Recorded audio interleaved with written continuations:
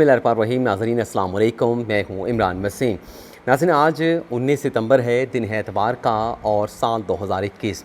नाज़रीन बज़ाहिर ऐसा लगता है कि हुकूमत ने चीफ इलेक्शन कमिश्नर के ख़िलाफ़ बाकायदा कमर कस ली है।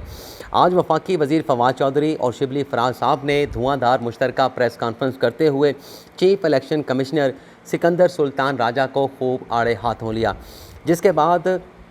इंतखाबी इस्लाहात के मामले पर जो हुकूमत और इलेक्शन कमीशन के दरमियान जोड़ पड़ा है, जो मैच पड़ा है, वो मैच अब दिलचस्प मरले में दाखिल हो गया है। आज जो वफाकी वज़रा की तरफ से प्रेस कॉन्फ्रेंस की गई,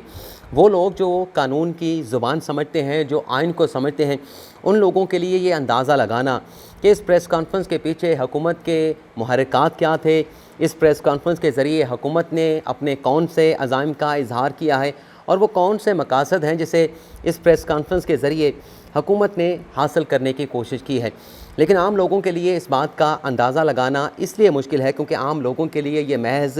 दो वफाकी वज़रा की प्रेस कॉन्फ्रेंस थी, जिसमें दोनों वफाकी वज़रा की तरफ से इलेक्शन कमिश्नर और चीफ इलेक्शन कमिश्नर को क्रिटिसाइज़ किया गया है। आज के इस प्रोग्राम में आप नाज़रीन को ये बताएँगे कि इस मुश्तरका प्रेस कॉन्फ्रेंस के ज़रिए हुकूमत ने अपने किन अज़ाइम का इजहार कर दिया है और वो कौन से दो मकासद हैं जिसे इस प्रेस कॉन्फ्रेंस के ज़रिए हुकूमत ने हासिल करने की कोशिश की है। इसके अलावा नाज़रीन ये इतलात भी आ रही हैं कि हुकूमत ने चीफ इलेक्शन कमिश्नर के ख़िलाफ़ सुप्रीम जुडिशल कौंसिल में सदारती रेफरेंस दायर करने के ऑप्शन पर भी गौर शुरू कर दिया है। इन दोनों इशूज़ की तफसीलात में जाने से पहले दो मुख्तसर सी ब्रेकिंग न्यूज़ आप नाज़रीन के साथ मैं शेयर करूँगा।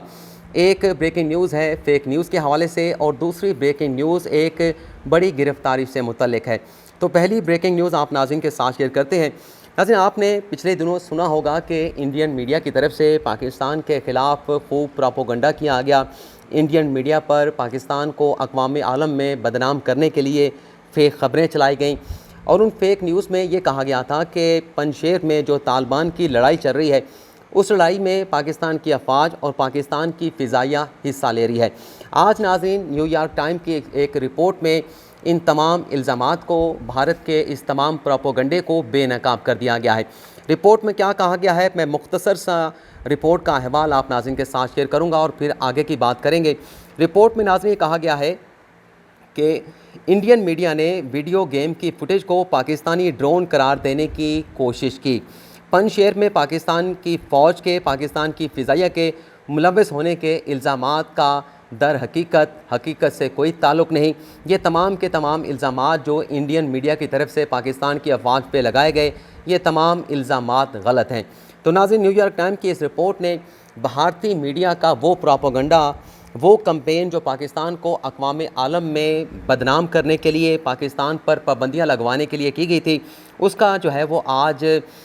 जो पोल है वो खोल के रख दिया है, उसे मुकम्मल तौर पे बेनकाब कर दिया है। क्योंकि हम बात कर रहे हैं फ़ेक न्यूज़ की, तो कल एक सोशल मीडिया पे एक और फ़ेक न्यूज़ भी चली थी जिसमें यह कहा गया कि जो सीनियर रहनुमा है पाकिस्तान तहरीक इंसाफ के शहरियार अफरीदी, जब वो अमेरिका पहुँचे तो एयरपोर्ट पहुँचने पे उनकी कपड़े उतार के तलाशी ली गई। ये फ़ेक न्यूज़ भी नाज़रीन आज बेनकाब हो गई। एक तो शहरियार अफरीदी साहब का स्टेटमेंट आ गया जिसमें उन्होंने कहा कि ये फ़ेक न्यूज़ जो है उनकी तरफ से उनके ख़िलाफ़ जो है चलाई गई है और उन्होंने कहा कि मुझे जो एयरपोर्ट पे रोका गया वो रूटीन की कार्रवाई थी, जो हर पाकिस्तानी या हर एक गैर मुल्की नेशनल के अमेरिकन एयरपोर्ट पे पहुंचने पे उनकी तलाशी जो है वो की जाती है, उन्हें रोका जाता है। लेकिन इससे बड़ी जो डेवलपमेंट हुई इस फेक न्यूज़ के हवाले से, सलीम साफ़ी साहब ने जो एक किसी बंदे का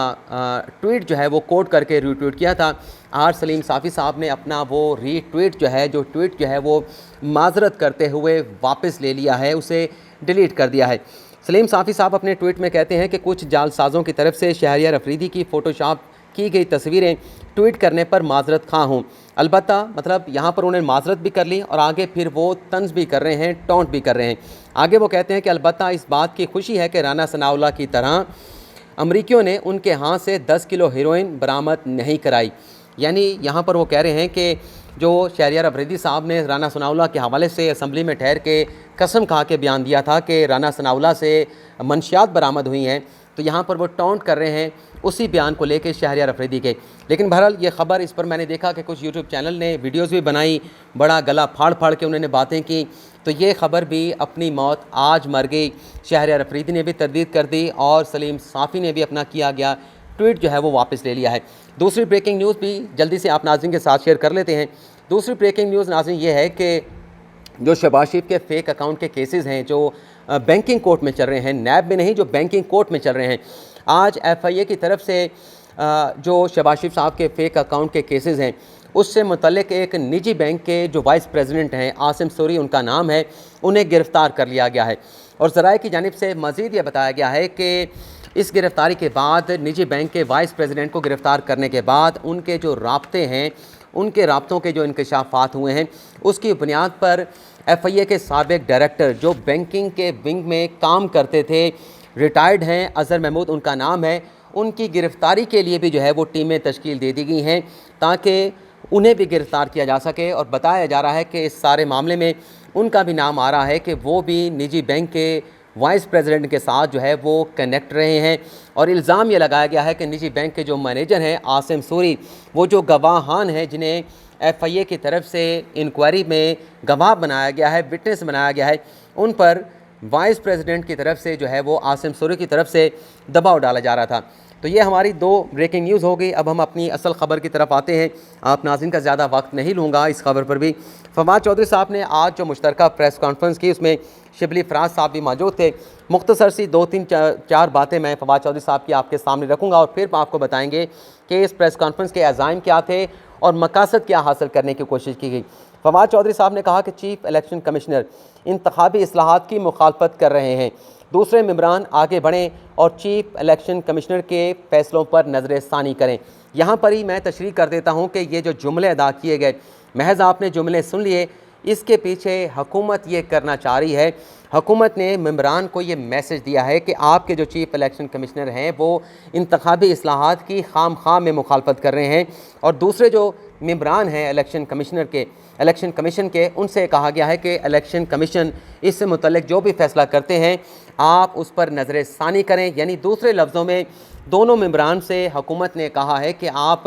अपनी मर्ज़ी से, अपने ज़मीर के मुताबिक, कानून को देखते हुए, आइन को देखते हुए, इलेक्शन की शफाफियत को देखते हुए अपने फ़ैसले करें और इलेक्शन कमीशन से ख़ुद को कता ताल्लुक़ कर लें, इलेक्शन कमीशन को अकेला छोड़ दें और जो फ़ैसला करना है वो आप करें। लेकिन नाज़रीन, अगर हुकूमत की इस ख्वाहिश पर ऐसा हो जाता है तो उसके बाद इलेक्शन कमीशन जो है वो मुकम्मल तौर पे गैर फ़ाल हो जाएगा। 2 अरकान पहले रिटायर्ड हो चुके हैं, इस पर चीफ इलेक्शन कमीशन के साथ 2 अरकान बैठे हैं। इलेक्शन कमीशन की जो कंपोजिशन है वो 2 अरकान के साथ, 2 मेंबरान के साथ भी मुकम्मल होती है। लेकिन अगर चीफ इलेक्शन कमिश्नर को लाताल्लुक़ कर दिया जाए, उन्हें अकेला कर दिया जाए और 2 मेंबरान अपने फ़ैसले करने लगें और चीफ इलेक्शन कमिश्नर के फ़ैसलों से इख्तलाफ करने लगें, तो उसके बाद जो इलेक्शन कमीशन है वो मुकम्मल तौर पे गैर फ़ाल हो जाएगा। आगे उन्होंने बात की फवाद चौधरी साहब ने कि चीफ इलेक्शन कमिश्नर सियासत करना चाहते हैं तो इस्तीफ़ा दे दें, उनकी सरगर्मियाँ मुतनाज़ा हैं।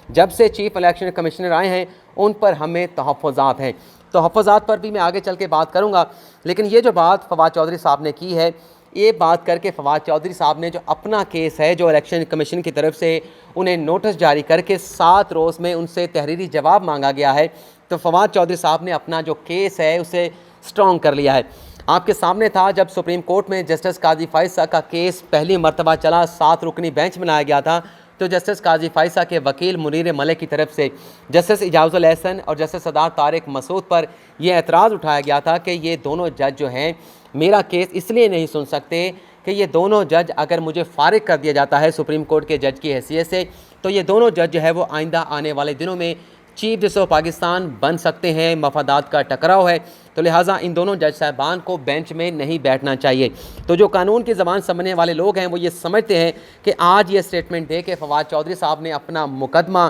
जब उनका जवाब इलेक्शन कमीशन के पास जाएगा और अगर चीफ इलेक्शन कमीशन या इलेक्शन कमीशन की तरफ से उनका जवाब मुस्तरद कर दिया जाता है, नाकाफ़ी करार दिया जाता है, या इलेक्शन कमीशन उस जवाब पर अदम इत्मीनान का इजहार करता है, तो इस सूरत में फवाद चौधरी साहब के ख़िलाफ़ तौहीन अदालत की कार्रवाई हो सकती है, इलेक्शन कमीशन में अदालत लग सकती है। और जब कभी भी अदालत लगेगी तो इस सूरत में फवाद चौधरी साहब जो है वो बेंच में एतराज़ उठा सकते हैं, क्योंकि उनका मामला डायरेक्टली जो है वो चीफ इलेक्शन कमिश्नर के साथ है, चीफ इलेक्शन कमीशन से मुतल्लिक जो उन्होंने बयानात दिए हैं, उन बयानात के बाद chief election commissioner Sikandar Sultan Raja उनके ख़िलाफ़ पर्सनल ग्रज रखते हैं, तासब रखते हैं, मुतासब हैं, बायस हैं, तो इस सूरत में उन्हें बेंच में नहीं बैठना चाहिए। अगर नाज़रीन ये डेवलपमेंट हो जाती है और ये एतराज़ उठा दिया जाता है तो इस सूरत में फवाद चौधरी साहब का जो केस है वो पेंडिंग में चला जाएगा ता वक्त जब तक हुकूमत की तरफ से इलेक्शन कमीशन के जो बाकी 2 मेंबरान हैं उनकी तैनाती नहीं हो जाती, ये केस नहीं चल पाएगा। ये केस जो है वो पेंडिंग में चला जाएगा, ना उनका चला जाएगा फवाद चौधरी का, बल्कि उसके साथ साथ आज़म सवाती के साथ भी अगर ऐसा कोई मामला होता है तो उनका केस भी पेंडिंग में होगा, पेंडिंग में चला जाएगा। कोई फ़ैसला इलेक्शन कमीशन करने से कासिर होगा। लेकिन अज़ाइम का इज़हार आज हुकूमत ने यह किया है कि चाहे इलेक्शन कमीशन इंतखाबी इस्लाहात की मुखालफत करता रहे, इलेक्ट्रॉनिक वोटिंग मशीन की, आई वोटिंग की, लेकिन हम मुश्तरका इजलास से ये इंतखाबी इस्लाहात का बिल मंजूर कराएंगे। 2023 के आम इंतखाबात में इलेक्ट्रॉनिक वोटिंग मशीन का इस्तेमाल होगा, आई वोटिंग का इस्तेमाल होगा। तो इन इज़ाइम का आज हुकूमत ने प्रेस कॉन्फ्रेंस में बाकायदा इजहार कर दिया है और ये कहा गया कि ये मामला हम 2028 के इलेक्शन तक नहीं जाने देंगे। ये नाज़रीन हमारी ख़बर हो गई। अब आपको बताते हैं, इतलात ये आ रही हैं कि चीफ़ इलेक्शन कमिश्नर या इलेक्शन कमीशन की तरफ से ये जो महाजराई, ये जो कशीदगी हुकूमत और इलेक्शन कमीशन की के दरमियान पैदा हुई है और एक बाकायदा इंतखाबी इस्लाहात के मामले पर जोड़ पड़ गया है दोनों इदारों के तो नहीं कह सकते, हुकूमत और इलेक्शन कमीशन के दरमियान। इस पर ज़रा ये बताते हैं कि अगर ये मामला सॉर्ट आउट ना हुआ, इलेक्शन कमीशन की तरफ से स्टेप बैक ना, अपना बैक स्टेप ना लिया गया, तो इस सूरत में हुकूमत ने इस ऑप्शन पर गौर करना शुरू कर दिया है कि वो कौन से ऐसे नुकात ज़रूरी हैं, ऐसे कौन से जवाज़ हैं जिसे को सदारती रेफरेंस में लिखा जा सकता है, जिन्हें जवाज़ बनाकर ये सदारती रेफरेंस सुप्रीम जुडिशल काउंसिल में चीफ़ इलेक्शन कमिश्नर के ख़िलाफ़ जो है वो सदारती रेफरेंस दायर किया जा सकता है। इस हवाले से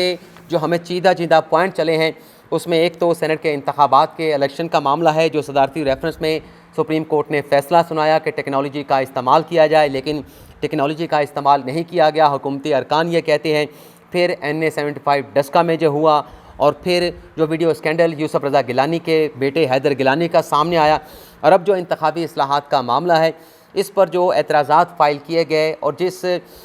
ज़ुबान के साथ जो लैंग्वेज हुकूमती अरकान कहते हैं लिखी गई, उन एतराज़ात में उससे जवाज़ बनाकर ये रेफरेंस दायर हो सकता है। लेकिन फ़िलहाल ये फ़ैसला हतमी नहीं, कोई ऐसा फ़ैसला नहीं किया गया, लेकिन हमारे पास ये ऑप्शन ज़ेरे गौर है। इस ऑप्शन को भी जो है वो इस्तेमाल किया जा सकता है। तो ये नाज़रीन आज की हमारी ख़बरें फ़िलहाल आपसे